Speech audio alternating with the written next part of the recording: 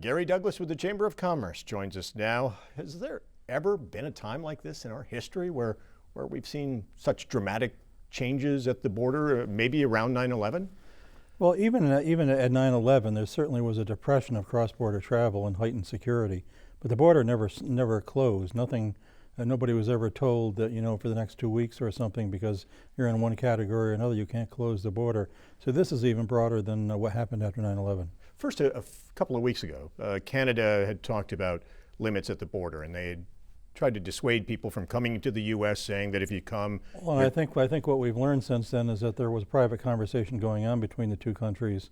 Prime Minister Trudeau alluded to that some days ago when he made his initial announcement and said U.S. citizens can cross the border for now. Mm-hmm. That was an indication that what came a couple of days later was already under discussion, but they weren't ready to make a joint announcement. And it was right that they waited. It's a shared border, particularly the U.S.-Canadian border, and things such as this ought to be done bilaterally with both countries, applying the same things in both directions. So it's Thursday. We're still waiting for the official word on exactly what this is going to be. Yeah, and exactly some of the clarifications we're expecting, defining essential, those that will still be allowed to cross. The more specifics that we can get out there, the less confusion there'll be from people when we think, gee, I think I'm essential, but I don't want to go up there and get to the border and find out I wasted my trip because they don't think I'm essential. So the more definition we can get, the better. For most Americans, though, they will not be allowed to enter Canada. It will be only essential workers Well, there's two dimensions to this. On the car side, the people side that cross the border at Champlain-Lacal, for example, that's where the effect will come in terms of this limitation of travel to essential travel. On the commercial side, everything is business as usual. So trucks and commercial activity, which is a huge part of what happens at Champlain, is the fourth busiest commercial port on the U.S.-Canadian border. That isn't affected, and we're happy about that, both broadly economically, but also because so many of our companies here in the Plattsburgh area depend on cross-border shipments. That will continue. That was good news. A lot of questions probably, though. Will it have an impact on the supply chain that is so critical between the North Country and Quebec? Yeah, we haven't seen that. We don't expect that, given that they're exempting cross-border shipments. There are some parts of the country where manufacturers have been indicating supply chain problems, mostly because they've been dependent on supplies from China and other places in the world where there are interruptions in production, interruptions in shipment. That hasn't been a big part of what's happening here. There are a few companies that do get some of their components from China, but happily we haven't been part of that particular problem. Two of our biggest manufacturers here in Clinton County that are part of the transportation hub, Bombardier and Nova Bus, clearly have people that work on both sides of the border and travel the border.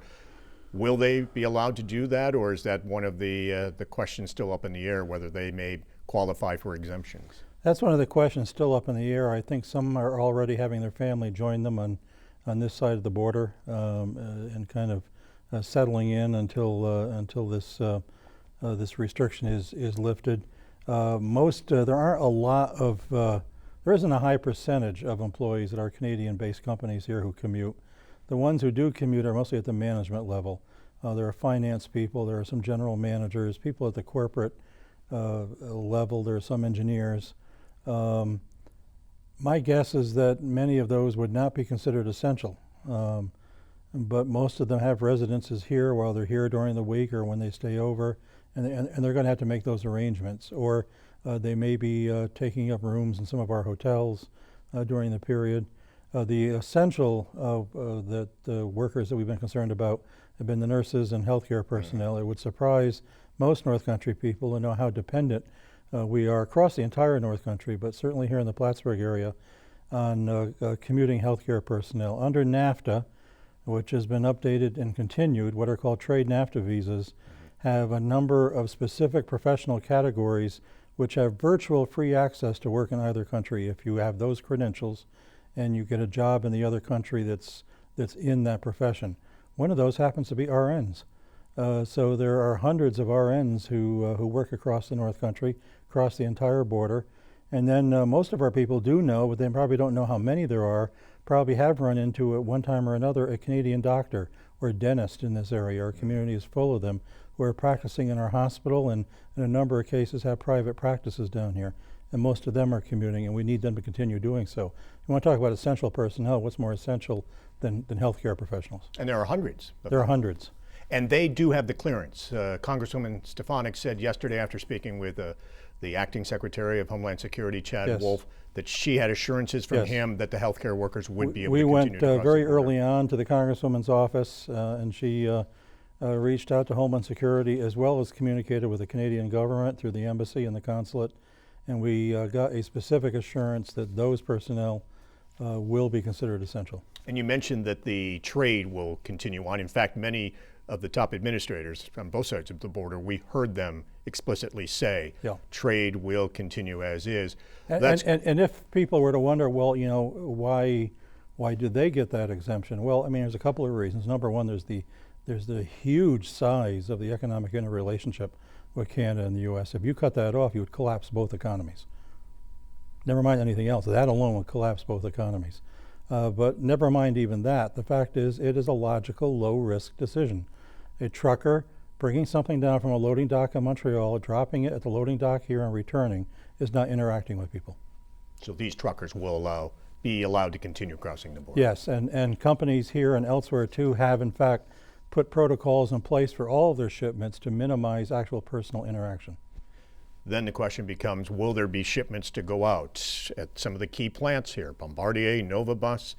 Will the workers, do you think, be staying on the job? Because the other piece of this is New York Governor Andrew Cuomo directing that now, as of today, 75% of the workforce for companies work from home. Right. What we're struggling with in terms of helping our companies understand, the governor issued an executive order yesterday that by 8 p.m.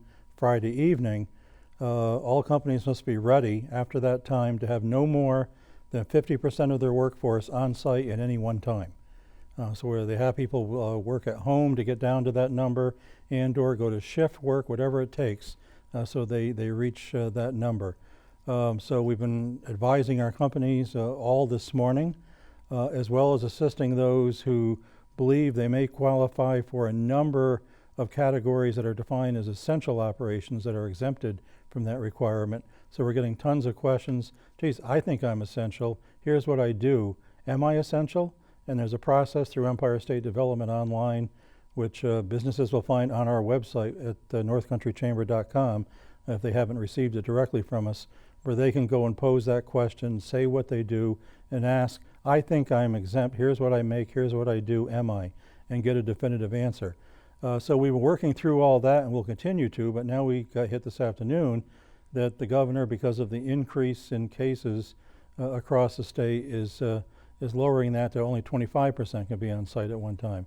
So we're putting that word out to our companies.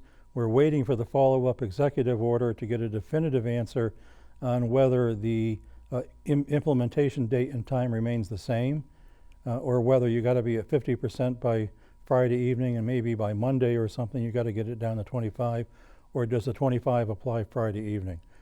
When in doubt, assume the 25% applies Friday evening, but we'll get that advice, I expect, later today and broadly circulate it. You mentioned there may be management positions, engineers who could work from home, but the assembly lines, obviously, to build the buses, the rail cars, Yeah. they have to stay on the job. Have you heard from those companies that they want to keep those assembly lines moving if possible? They do if possible.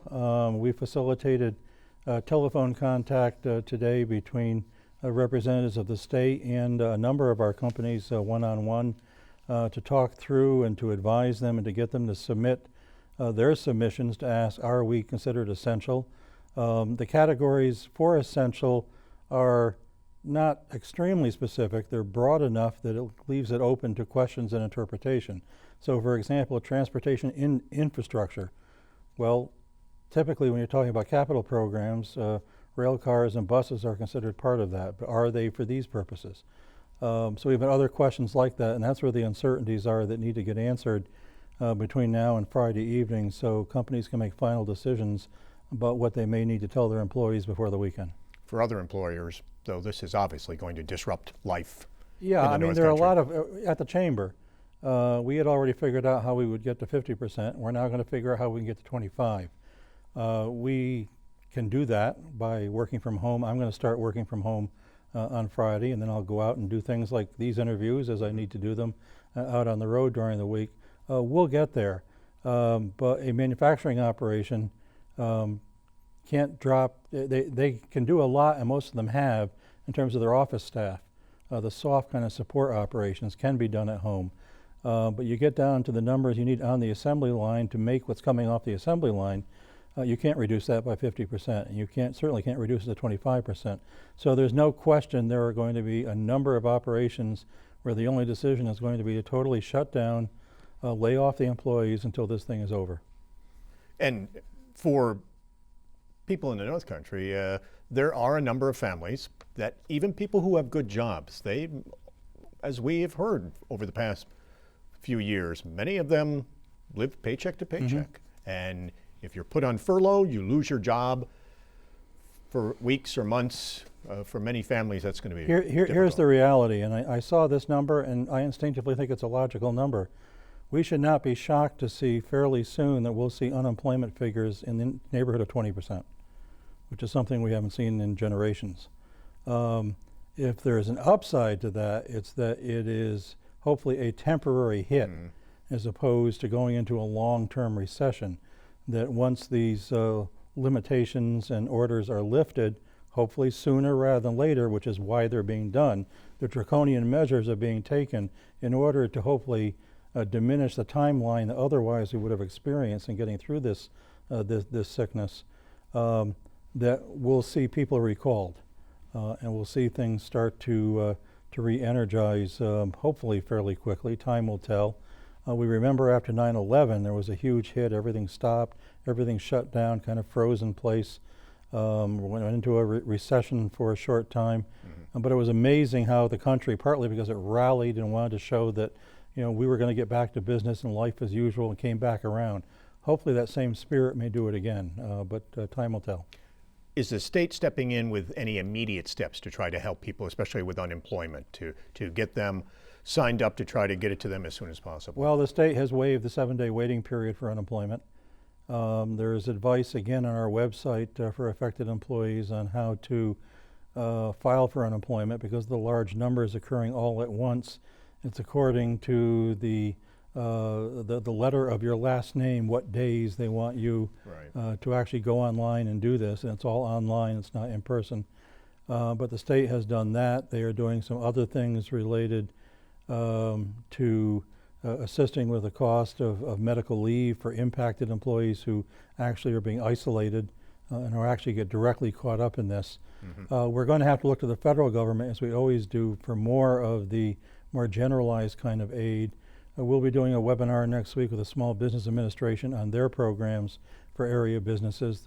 But Congress has enacted 2 emergency bills now. They just finished one this week. Each has some things in there that are going to be helpful, but what we're happy to see is that they now are already working on a 3rd in which they're really talking about the kinds of financial relief measures that we need to see.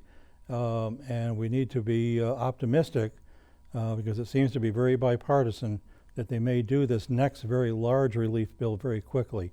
And that's where we may see more of forms of direct financial assistance to businesses that were impacted, to help them get back on their feet, for example, and employees. So we're watching and waiting. And Congress talking also about a stimulus package that would include direct checks to the to the employees. Yeah, there's a number of ideas. We need some of that to small business. There is always, in these kinds of situations, the first things you hear are for the big impacts. So we're hearing now about maybe $200 billion worldwide for the airlines. Well, we want the airlines to recover. That's important. But we want the restaurant on Margaret Street to recover too. We want the small businesses to recover, and we want to make sure that they stay open and can get the assistance that they need. And loans aren't going to do it. When you're basically shut down by government for a month or more, and a lot of your bills continue, but and your other expenses in many cases are going up, including your unemployment insurance, by the way, because your experience is now going to be you laid everybody off. All of these things are going to come back around to be higher costs for business, no revenue for a period of time, and many were, even in a generally good time in the area, were operating as restaurants, and many small businesses do, with a very low margin, it's going to be hard for them to restart unless we forget about loans and talk about some more direct assistance. And they do have the permission right now to do takeout, to do deliveries. Yes. But that, for Most many of of them, will not pay the bills, will not keep them going. Most of them are.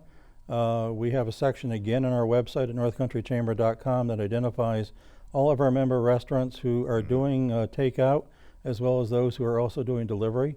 And we're strongly encouraging that everybody make a maximum effort. And it's difficult with so many things closed and being told to not travel, interact more than you need to. But nevertheless, I think if we all give it a little thought, we can think of ways to help our local businesses enjoy meals from some of these restaurants that are staying open for takeout. Patronize your local pharmacies, patronize the local businesses when you are making purchases during this period. Put the mouse aside, don't go on site and order it from some out-of-town business. Make sure you get it from a local business. If you want, call them up and have them do the sale on the phone and then pick it up curbside. They're all going to be very accommodating, but we need to make sure they continue to have some revenue to keep going. You talked about the airlines.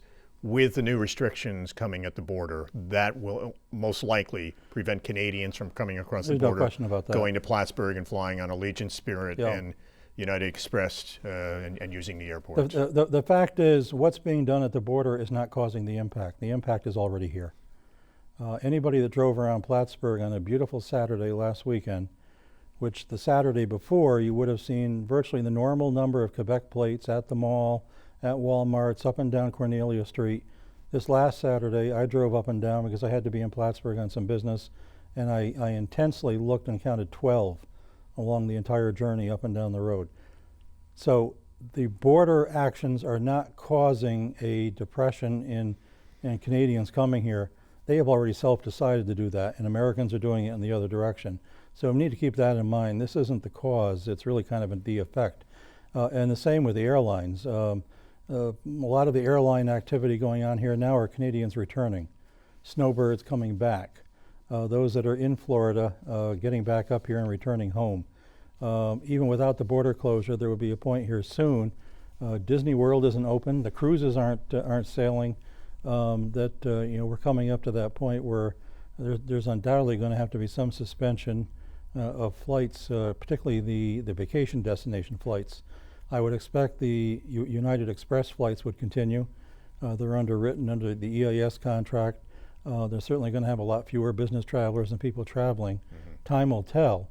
But certainly there will be a period of time where Canadians will not be coming down to fly out of Plattsburgh until things get back to normal, hopefully sooner rather than later. And so for those airlines like Allegiant and Spirit that really cater to the Canadians flying down to Florida, if they don't have those passengers coming down, you don't know how long those flights will continue. Yeah,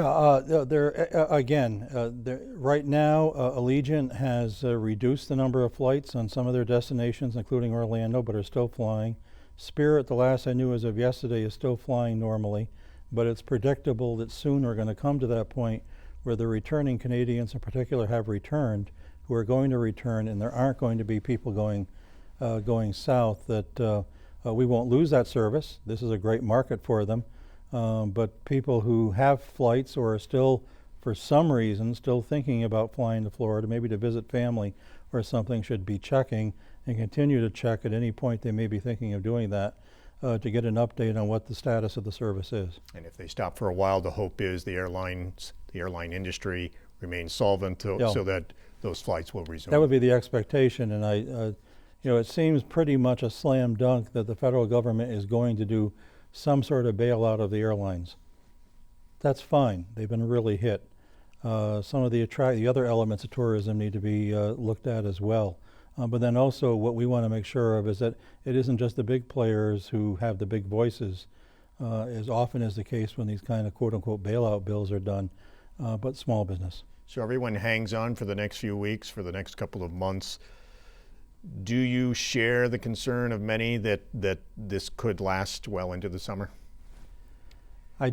We just don't know, and we've never had anything like this. Hopefully never will again. But who knows? Again, the intent of all of this action is that the sharper and deeper the protective actions are, that the shorter the duration will be, and the sooner we will get to that point where the governor is able to come out and say, you know, the 25% threshold is waived, restaurants can now reopen, etc. We can hope it's going to be a matter of weeks and not months, but we don't know.